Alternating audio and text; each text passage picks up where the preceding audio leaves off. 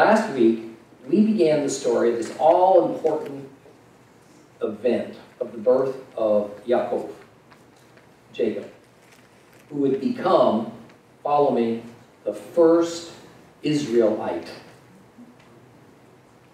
That's Jacob, the first Israelite. Let's pause and put this in perspective and watch the progress of the patriarchs. Abraham, who was Jacob's grandfather, began life arguably as a pagan. The world at the time of Abraham's birth consisted of only one kind of people, the human race. Other than genealogical and social divisions, all humans were about the same in Jehovah's eyes, the one exception being the line of Ham. One of Noah's 3 sons was an accursed line with the consequence, however broadly or narrowly it would be carried out, though, is unclear. In the first part of Abraham's life, there was no division of humanity. There was no set-apart people. I want to be clear, though, about this accursed line of Ham, or more specifically, one of his sons.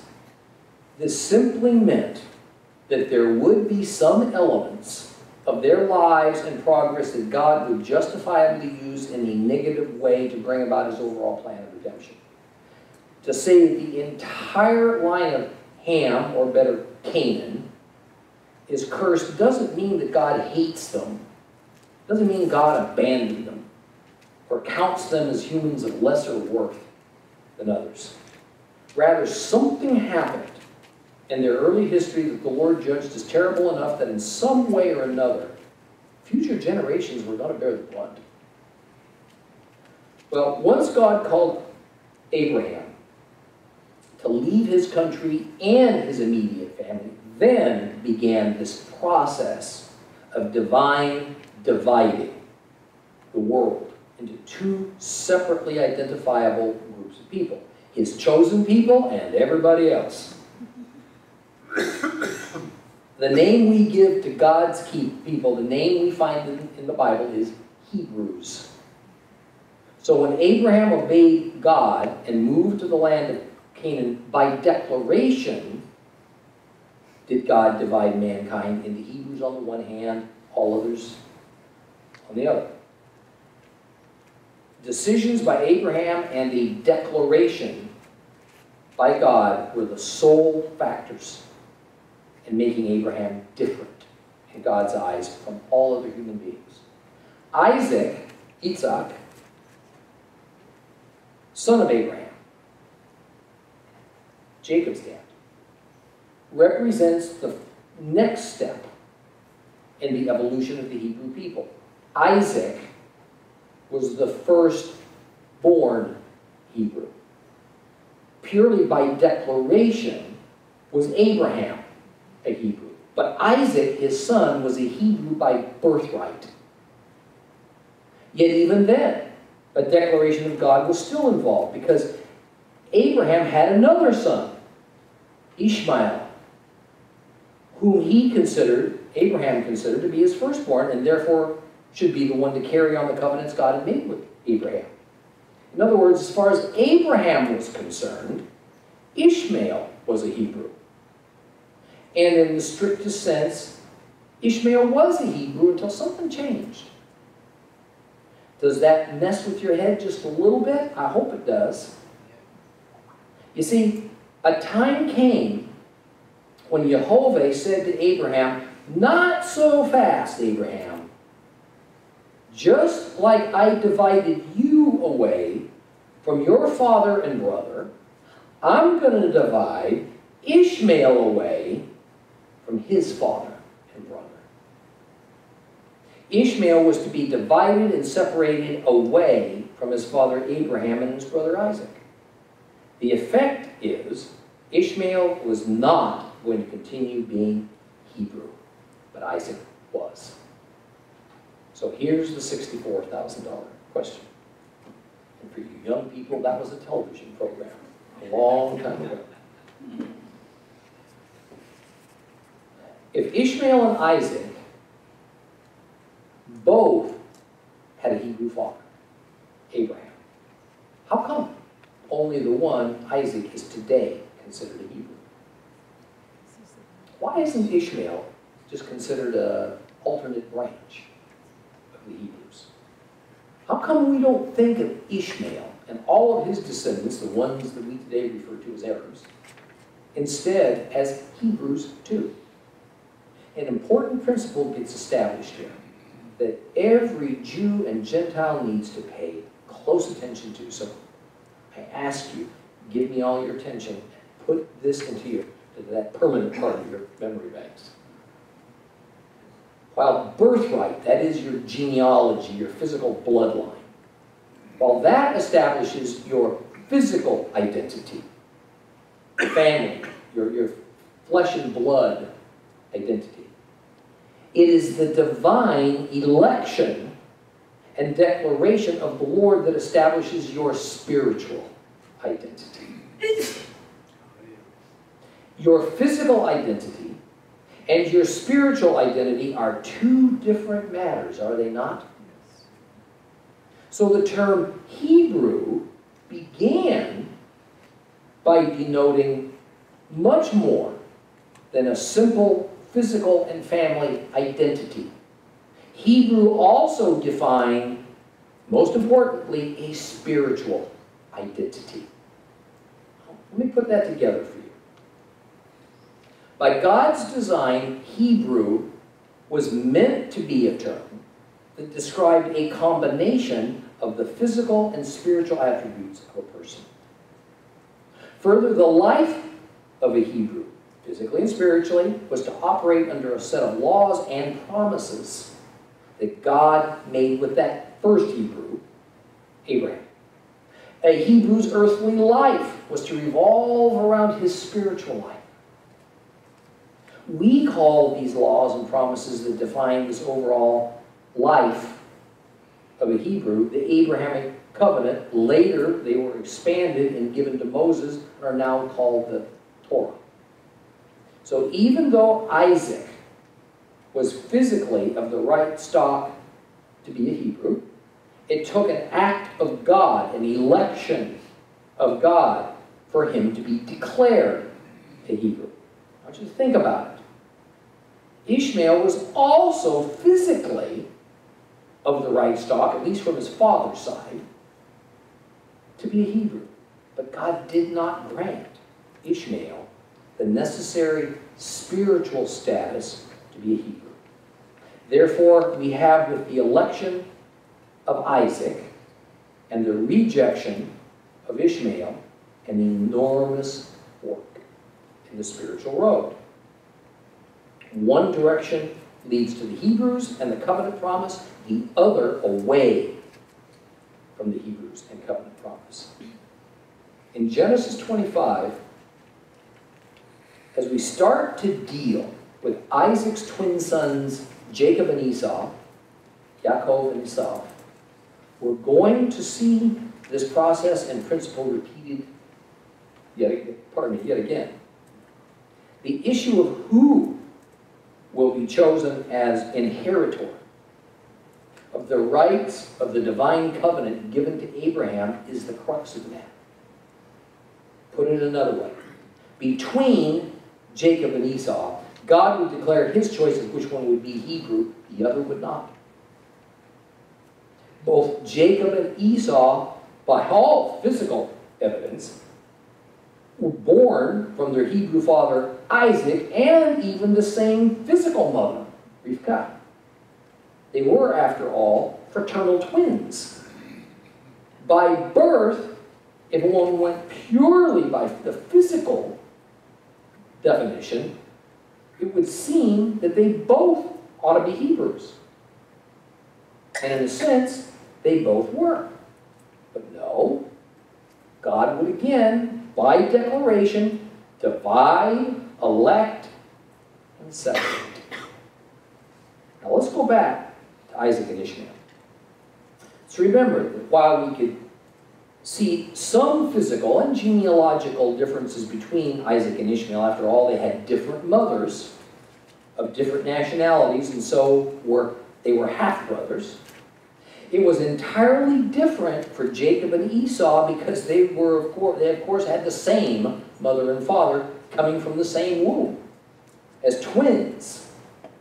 Physically, genealogically, there was no difference between Jacob and Esau. Their DNA was almost identical. So how is it that Jacob was elected as a Hebrew, Esau was not? It was by declaration alone. It was God's sovereign decision. That's what the word election means. That God chose Jacob over Esau.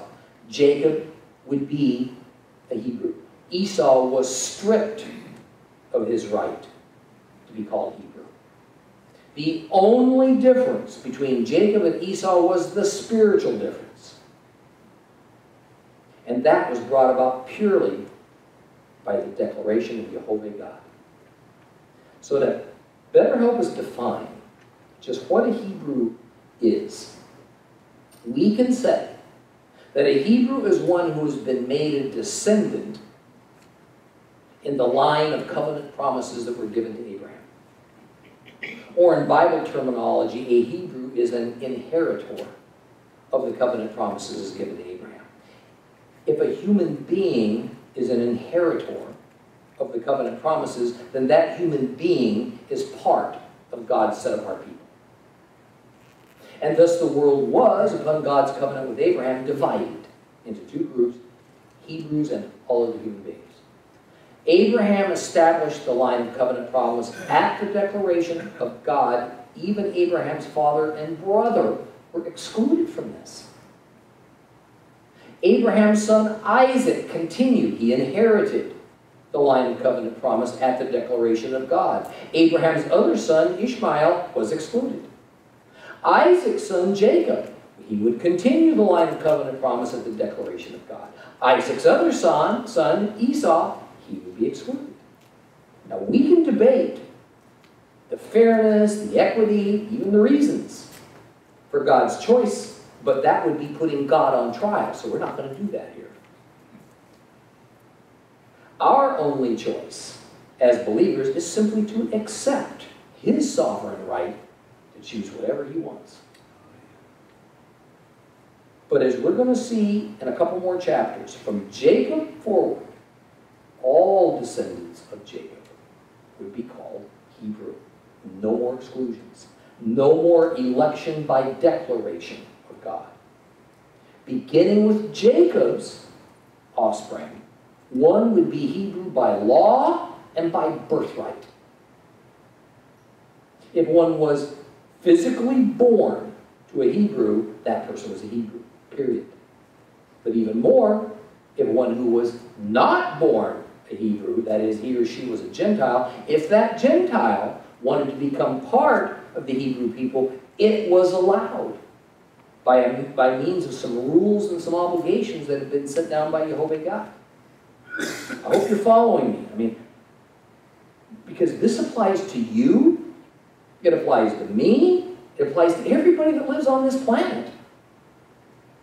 All of what I've been explaining sets up the God-defined pattern of how anyone becomes part of God's people. That ought to matter to us. So, how one comes to be called part of God's people, His set-apart people, the Hebrews, who would eventually become called the Israelites, occurs by means of series of forks in the road. It started with the Abraham fork, then the Isaac fork, and then the Jacob fork. And it stayed that way for about 1,800 years. However, 18 centuries after Jacob, we're going to find another fork in the road. It's called the New Covenant Messiah. This newest fork in the road then brings us actually full circle. This fork brings to fruition that promise of the Abrahamic covenant that all the families of the earth would be blessed. All doesn't mean Gentiles and not Jews. All doesn't mean Jews and not Gentiles. All means all. And further, just who is included under the covenants of the Hebrews, once again, involves God's election and declaration. And the key to all this is the works and the person of Messiah. He's the key. So the story we're about to dissect here, in Genesis chapter 25, the story of a crucial division, election, and separation by the God of Israel is one that has so many wonderful nuances, and it establishes so many non-negotiable messianic principles. Unfortunately, time's only going to permit us to explore a couple of them. So, open your Bibles to Genesis chapter 25. We're going to start reading at verse 19. If you have a complete Jewish Bible, it'll be on page 25.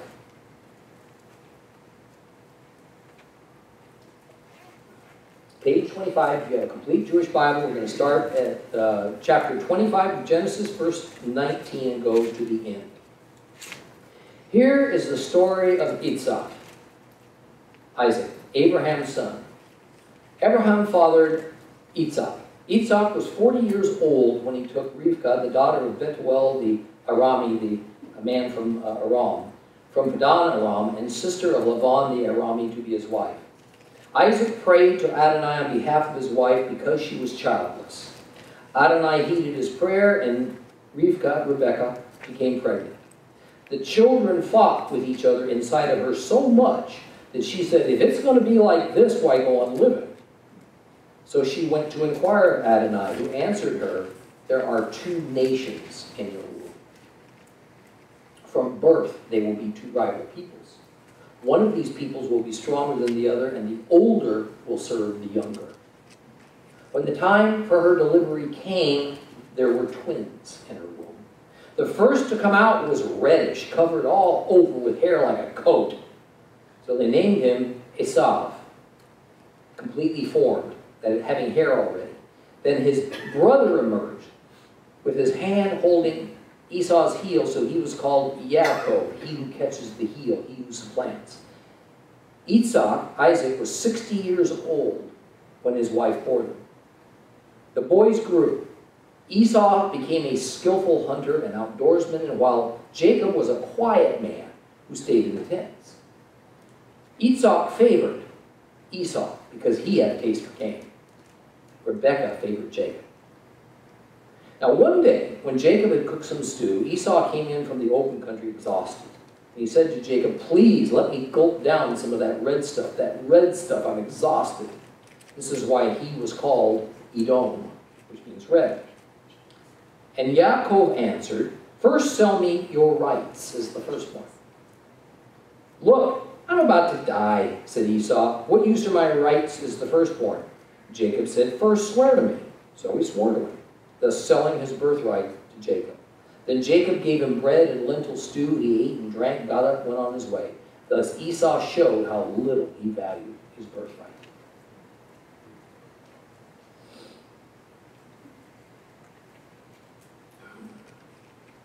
Rebekah, wife of Isaac, is worried. Her womb is absolutely in violent upheaval. What is going on in there? Whatever it is, it's not normal. These may have been her first children, but she had undoubtedly witnessed scores of pregnancies and assisted in not just a few births. That's part of what women did. So she seeks Jehovah for reassurance and to calm her fears, and God gives her his answer. Well, here's the problem, Rebekah. There's two nations that are living within you. And what you are feeling is a struggle for dominance. Even more, he tells Rebekah that the first one out of the birth canal shall not be given the rights and honor, is the firstborn. In Hebrew, the Bechor, which was customary.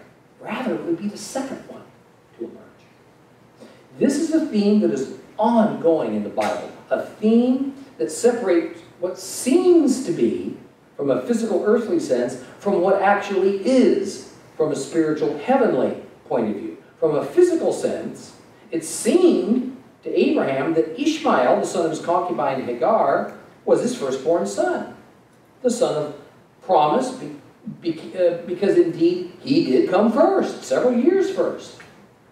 But from a spiritual sense, it was going to be Isaac, born later and miraculously by Sarah, who was to have all the firstborn rights and become the all-important son of promise. Now, here in Genesis chapter 25, we have a similar thing. Rivkah is carrying twins. The law and the custom is that the first one to be born, that's the firstborn, the Bekor. And the second one to be born is more or less subservient to the first. The fact that a firstborn was a twin meant little. They don't divide the inheritance. They don't each get an equal share of the firstborn inheritance. One's chosen, the other's not. That's how it worked.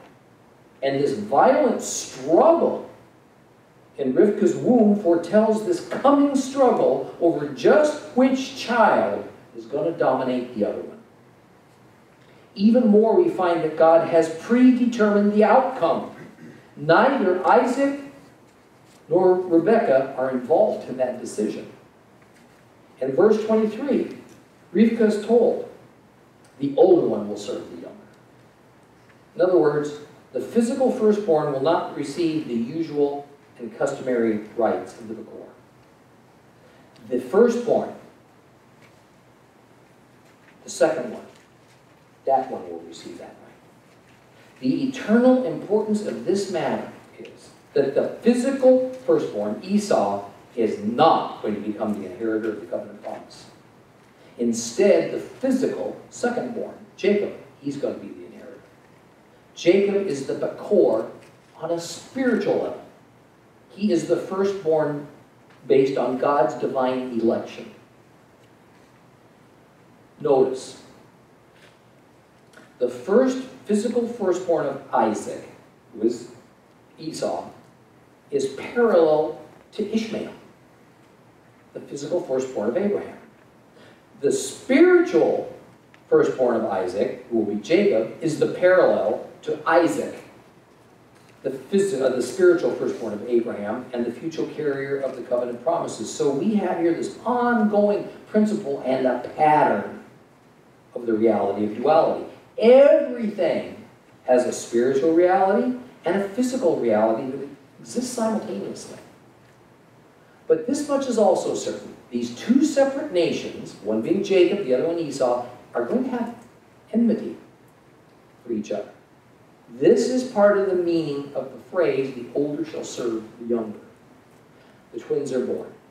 The first one born was Esau. He was of red or ruddy complexion and very hairy. You know, a lovable little fuzzball. In Hebrew, the word is se'ar. Se'ar. No, it doesn't mean lovable little fuzzball. It just means hairy. Now, if that word rings a bell for you, it should. Because we're going to find out later on in Genesis that Esau would move away from Jacob, establish his own nation in a district called Mount Seir. This is a wordplay. Mount Seir got its name from Esau being born Seir, hairy. So it's Mount Hairy, or Hairy Mountain. Now we're also told that during the birth process, Jacob was holding on to Esau's heel. The idea being that Jacob was trying to keep Esau from being born first. Come back here, you little rascal. Now, to better help explain what comes next, we should here understand that Rebekah would not have kept this information that God gave to her about the destinies of her twin sons to herself. That would have been disloyal and disrespectful to her husband.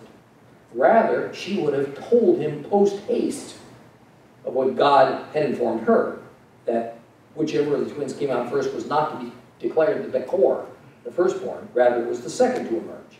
After all, there was little more important in a family in that era than who would succeed the father in authority over the clan, the successor being the Bekor, the firstborn. Even more, you can be sure Rebekah informed her twin sons, Esau and Jacob, of God's determination that Jacob and not Esau would be Bekor, firstborn. How cruel it would have been to have waited until their maturity to inform them of this important decree, a decree that mother and father were aware of before these children were born. So, it is with that understanding of the entire family's awareness of the younger Jacob being destined to have the birthright above the older Esau that we have to view what happens next. As the story unfolds, we find, as is common within families, parents have their favorites. Sorry, kids, it's true.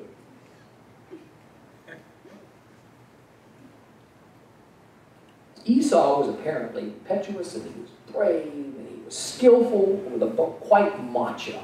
Macho Esau. Things that dads typically admire in their sons. Jacob, he was quieter, he was introspective, he was kind of sensitive. Things that mothers typically prefer. Notice our parallel once again with Ishmael and Isaac. Ishmael, whose favorite was he? Abraham's. Isaac was a favorite with his mama.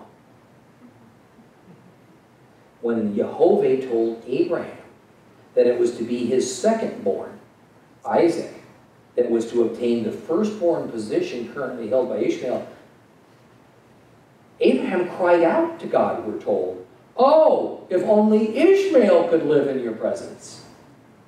Abraham determined he wanted Ishmael to stay as the firstborn. Isaac determined he wanted Esau to be the firstborn. Neither one of them was going to get what they wanted.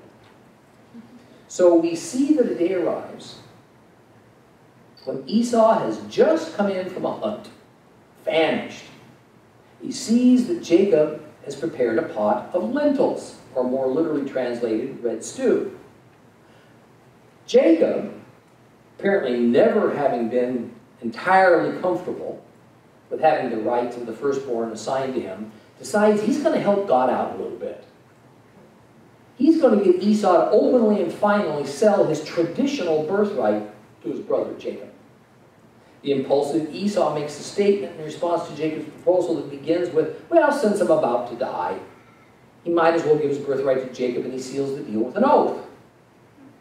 The "I'm about to die" statement, that's not literal. It's just a saying, that's something akin to saying, who cares? Who cares? Of course, since God had long ago settled the issue, in reality, Esau had no birthright to sell. It already belonged to Jacob. And Jacob had no need to resort to treachery to try to obtain the birthright because the Lord had already assigned it to him. But neither Jacob nor Esau had the faith to accept that fact. We're also given here a small piece of information that we'll find useful in the chapters ahead. Esau is given a nickname, Edom. Edom. Edom means red. And it not only refers to his ruddy, hairy body features, but also to this famous, I guess probably infamous, incident at the stew pot that has just transpired. So for future reference, remember, Edom and Esau are the same, are one and the same. And therefore the future nation of Edom, so prevalent from here on in the Bible as an ongoing enemy of Israel, will also play a role in the end times. And know that the people of Edom, Edomites, are simply the descendants of Esau. That's who they are. Well, finally, in verse 34, we're told that Esau despised his birthright. Now, this is a very serious biblical condemnation of Esau. I have little doubt that Rivkah told Esau, as she undoubtedly did Jacob, that despite the chronological order of their birth, it was Jacob who was going to have the firstborn rights. What a hurtful thing that would have been for Esau. Can you imagine? Which would have made him bitter, untrusting, cynical. His father Isaac, you see, Isaac wasn't a poor man. To think that Esau had no interest in having all the rights and powers of the firstborn, frankly, doesn't make any sense. He probably saw his losing of the firstborn rights as an inevitable, although grossly unfair, event. So, He behaved as though it didn't matter. I don't care. Kind of rejecting the office of firstborn before it was rejected for him. Folks, it can be hard. But these people we read about in the Bible were just that. They were people. Just people. They had feelings. They had wants and needs. They had quirks. They had shortcomings. They had pride. They had ambitions. They were real. When we better understand the circumstances, it's not too hard to put ourselves in their shoes. Okay, now let's back up a little bit. Take a look at some circumstances surrounding this event that aren't so evident, at least not so evident with Gentiles. First, anybody find it odd we had a male Jacob doing the cooking here? When all the females are around? Clearly, the scriptures say Jacob cooked the stew. Now, cooking was a woman's task, particularly when they were camped or living in villages. Certainly, men who were away from home did some cooking. But it was traditional and would have been shameful under normal circumstances for a young man to be the one doing the cooking. Was Jacob a sissy?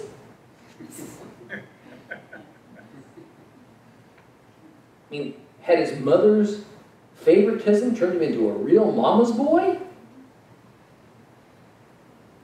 Where I'm going is, when we understand ancient Hebrew culture, much of which, by the way, has carried over into modern Hebrew traditions, when we run across biblical scenes like of Jacob and Esau and the stew, you can recognize that something out of the ordinary is going on here. It's not usual that Jacob, at least 15 years old by this time, would have been doing the cooking. It just wasn't done. So what's going on here? Well, the answer may well lie in one of those beautiful Hebrew traditions that is part of every observant Jewish family today. It's a tradition that goes back to time immemorial. It's called sitting Shiva. Sitting Shiva. It is part of the rites of mourning the dead. So what has this to do with our story? The ancient Hebrew sages are near unanimous that the context for what's playing out between Esau and Jacob is that there's been a death in the family, and that the one who died was Abraham. Lentil stew, or lentil soup, is called the meal of mourning. It's a tradition. Lentil soup is a traditional food that's eaten during the 7-day period of mourning of a loved one that's called sitting Shiva. I'll explain that a little bit more in a minute. So I want you to think about it. What's the point of the Holy Scripture going on and on about this being a red stew, then identifying it as lentils, specifically in verse 34? How does that add anything? How does that add anything at all to the context of the meaning? What difference does it make that the soup was lentil?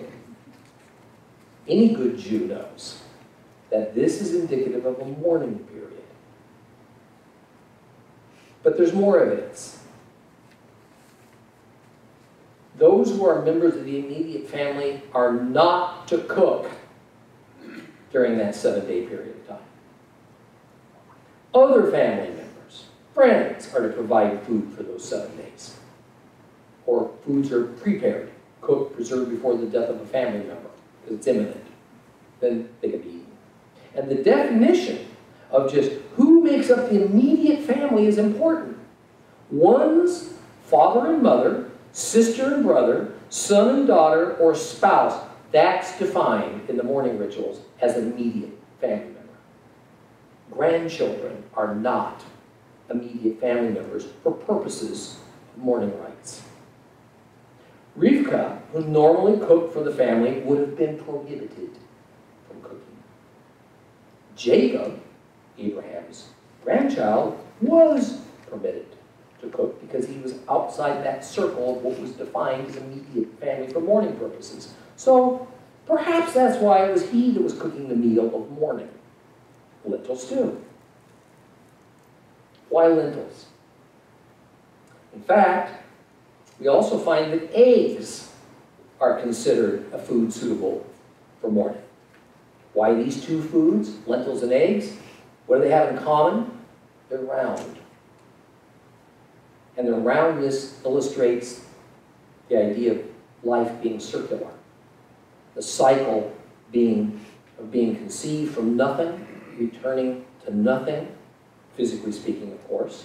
And it also speaks of one generation dying off, the next beginning, in an unending pattern. It is the Bible, it's in the Bible, it's biblical, and naturally the Hebrew thought that comes from it, that shows us that history is circular.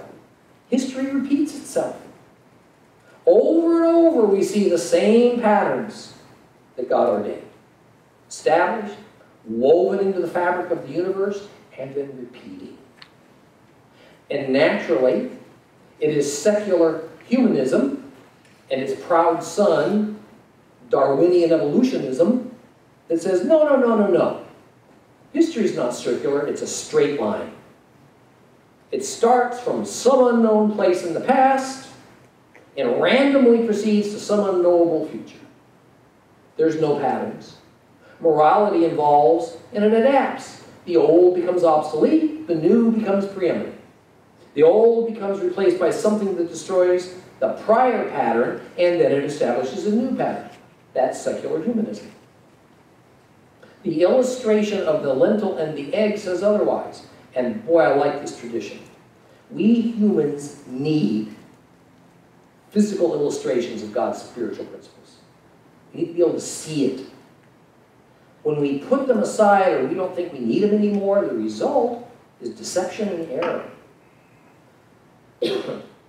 So it is probable that Abraham had just died, Jacob was preparing the meal of mourning, when Esau shows up from a hunt. He didn't come into some surprise that his grandfather Abraham had just died. He was well aware of it before he went out. Rather than be with the family and do his duty to be a mourner and a comforter to his father in particular, he did what pleased him. He was a hunter, so he went out and he hunted.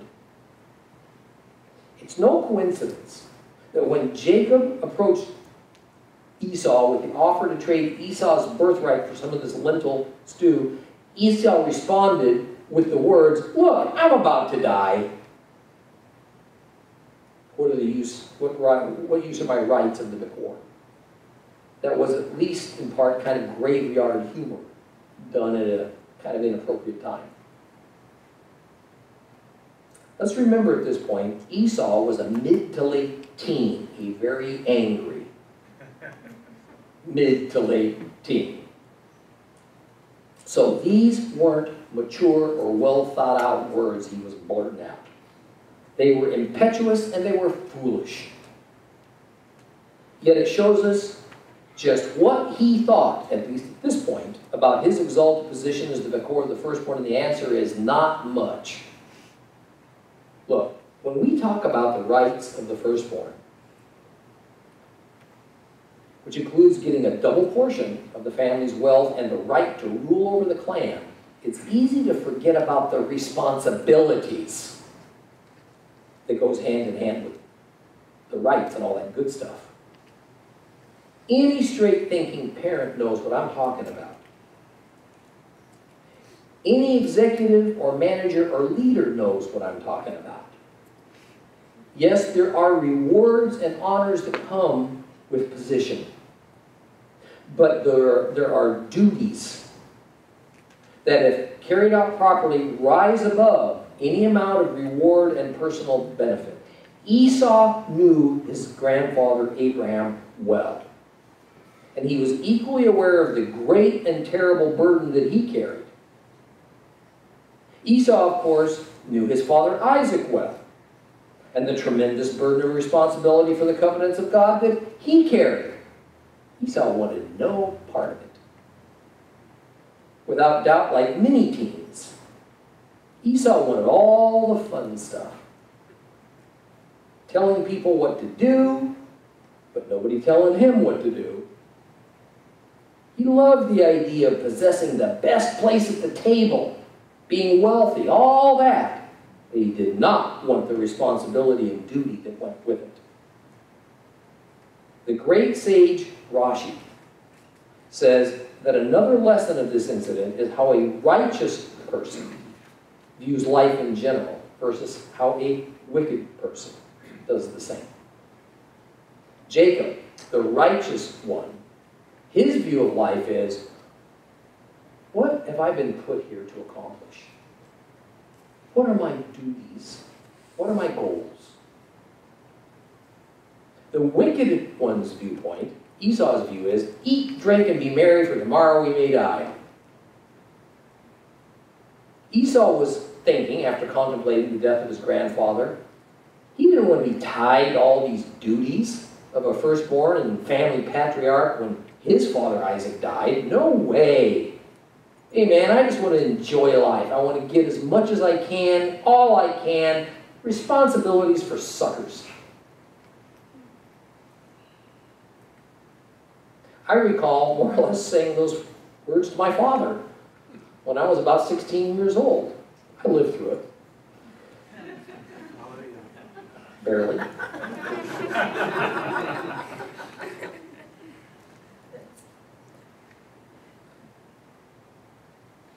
Jacob chose that very moment to challenge his twin brother Esau, because no one knows another person better, perhaps, than one twin knows another.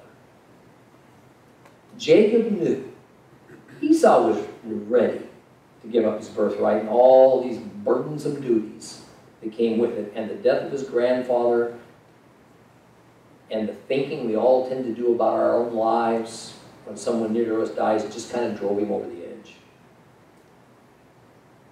The divinely ordained duties that Isaac must have talked about, Abraham must have talked about incessantly. That was nothing Esau wanted. So great was the importance of carrying on with the line of covenant promise that nothing, he was told, could be put above that. Much was contained in verse 27 to inform us of the character of each of these two young men. It says, Esau became a hunter, Jacob was a quiet man who lived in tents. I'm not going to spend very long with this, but I'd like you to take note. Only in two places in the Holy Scriptures is an important Bible character called a hunter, or in Hebrew, a tzayid. A tzayid. The first man that was labeled as a hunter, used as a means of identifying his character, was Nimrod. The other one is Esau. The only two. A guy who kills animals for the love of killing, and has little, if any, conscience in killing a man. Jacob, on the other hand, is called a quiet man. Some Bibles a plain man, and others a peaceful man. The Hebrew word that is being translated is tam, T-A-M, tam. While peaceful or plain isn't necessarily incorrect, it misses the point. Jacob and Esau are being contrasted. They are being compared as opposites. Tam more means blameless or not having any guilt. It is implied that this blamelessness is being blameless before God. That's the idea. It's another way of saying righteous, really. The contrast here is about one who loves killing versus one who loves life. One who wanders aimlessly versus one who stays near. One who slaughters the flock versus the one who shepherds the flock. The last verse sums up this entire episode, and I don't even think it requires a comment. It says, thus Esau showed how little he valued his birthright. Well, we'll stop for now and continue with Jacob and Esau next time.